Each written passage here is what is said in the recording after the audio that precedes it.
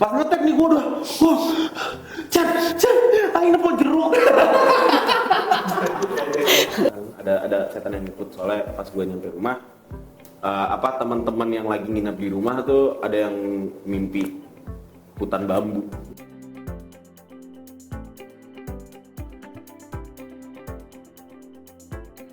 Ya kalau untuk cerita film Mangga Dusun Pocong ini kayak ada satu dusun yang dimana warganya itu terkena wabah yang entah dari mana. Terus kami berlima, 2 penggali kubur, 3 tenaga medis kesehatan itu pengen nolong ya.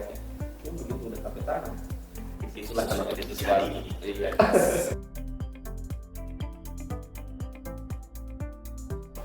Pamali yang pertama dan Pamali yang kedua itu tidak ada kaitannya sama sekali. Jadi memang orang-orang yang belum nonton Pamali yang pertama itu akan tetap bisa nikmatin Pamali yang kedua ini. Jadi sama sekali nggak ada cerita yang nyambung. Nggak harus harus nonton film Pamali pertama dulu baru yang kedua gitu, nggak ada.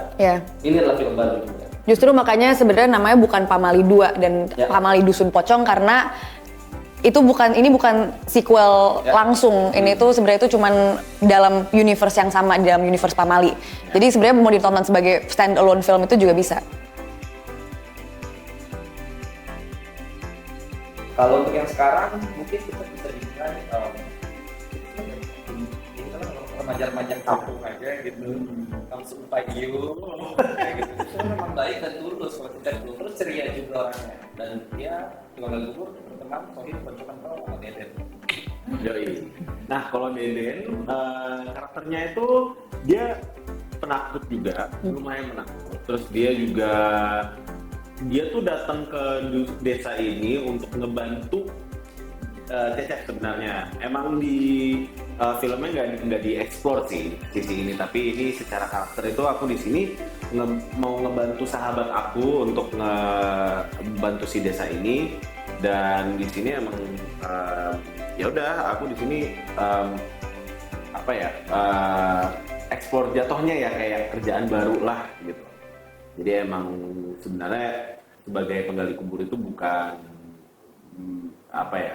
kerjaan yang emang dia udah kerjain lama gitu. Jadi di sini emang dia untuk membantu sahabatnya Cecep. Berarti soulmate banget kayaknya. Soulmate. Tapi jadi penggali kubur malah.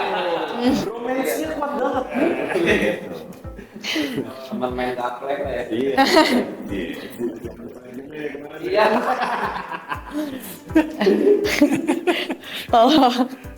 Kalau karakternya Puput itu sebagai perawat yang datang ke desa ini buat bantu warga-warga sana yang kena wabah. Dan kan kita perawat bertiga, ada Gendis, Mila, sama Puput. Puput itu yang paling junior, jadi dia kayak ibaratnya fresh grad lah, yang kayak sebenarnya tidak berpengalaman dan nggak punya skill set buat medan yang se ekstrim ini.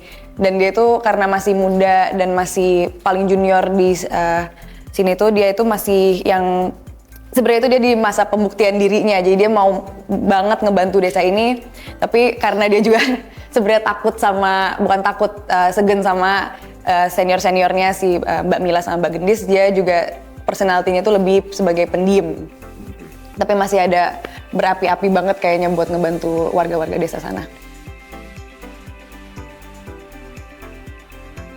Kita diadain workshop gali kubur sama Kang Budi. Jadi kita diajarin gimana cara megang paculnya, dan kasih tahu ada beda-beda tipe paculnya juga, gimana caranya untuk ngegalinya, untuk ngeserokin doang gitu-gitu, cara berdiri, megang gitu-gitu. Jadi ada workshop gali kuburnya juga gitu. Kalau misalnya aku juga inisiatif sih, jadi di dekat rumah aku ada kuburan dan aku datang ke sana, aku nanyain expert gali kuburnya. Kalau kata mereka master gali kubur, yoi. Aku nanya backgroundnya mereka kayak gimana, biar aku bisa tahu cara berpikir mereka itu seperti apa. Dan mereka ngajarin ada lubang landak, ini tuh. Jadi lebih ngerti lah sebagai penggali kubur gitu.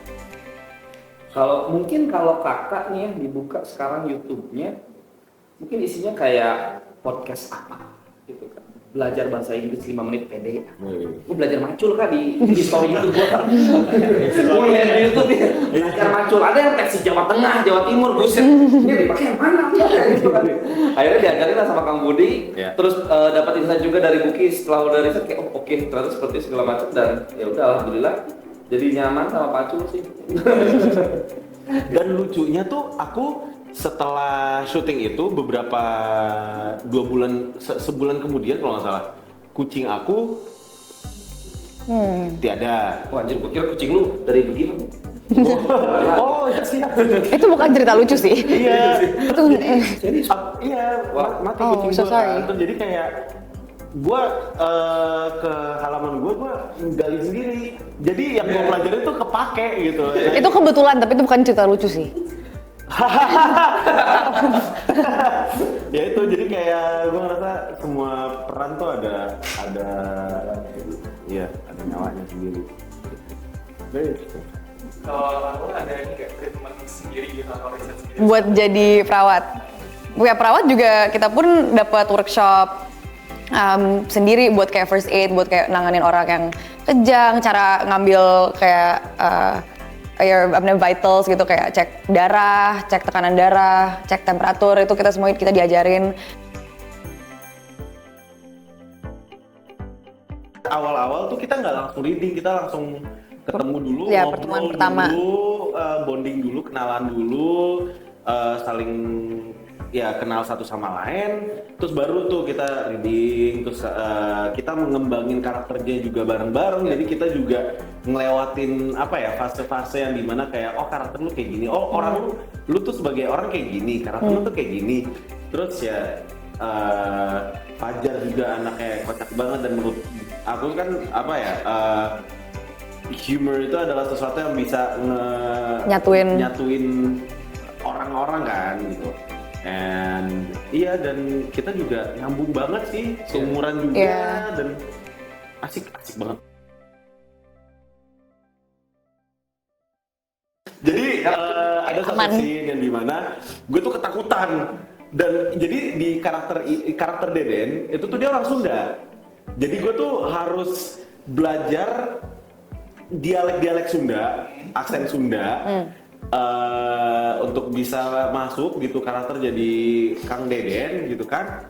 Dan jadi pas scene itu tuh gue tuh ketakutan banget dan gue harus bilang sebenarnya di skripnya itu Chat, gue ngeliat setan gitu.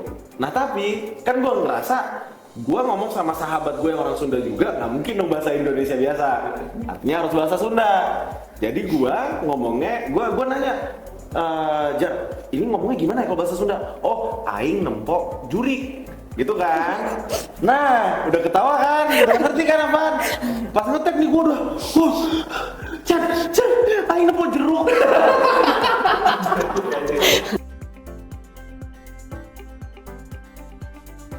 Mungkin sekarang bisa bilang kayak enggak biasa aja, tapi kalau ngeliat depan muka ya pasti bilang ya takut. Mungkin disesuaikan sama kondisi aja gitu. Kalau aku pergi ke mall terus kayak ngeliat ada patung pocong buat promo film Pamali, aku kayak ini bestie aku, kita udah syuting bareng gitu.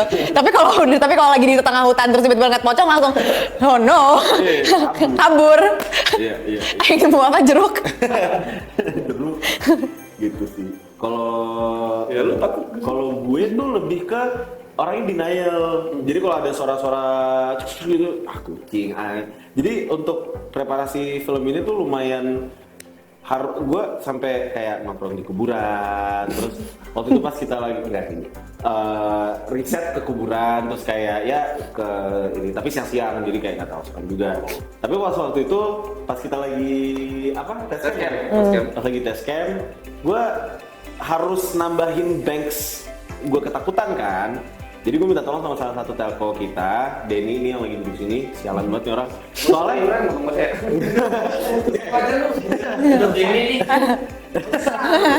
jadi tuh dia bilang, ya udah lu kalau mau takut sini ayo bareng gue, kita ke hutan bambu. Jadi kita tes camp tuh emang di hutan kan. Di situ ada hutan bambu gitu, dan hutan bambu kan isinya genderuwo gitu kan ya, serem banget. Terus gue kayak ya udah ayo gas. Ya udah jalan dan itu tuh kayak beneran gelap banget dan gue ngerasa di situ energinya nggak enak. tiba-tiba dia nih ini tiba-tiba dia lari sendiri ngibrit ke belakang, dia ninggalin gua. Ya itulah ya.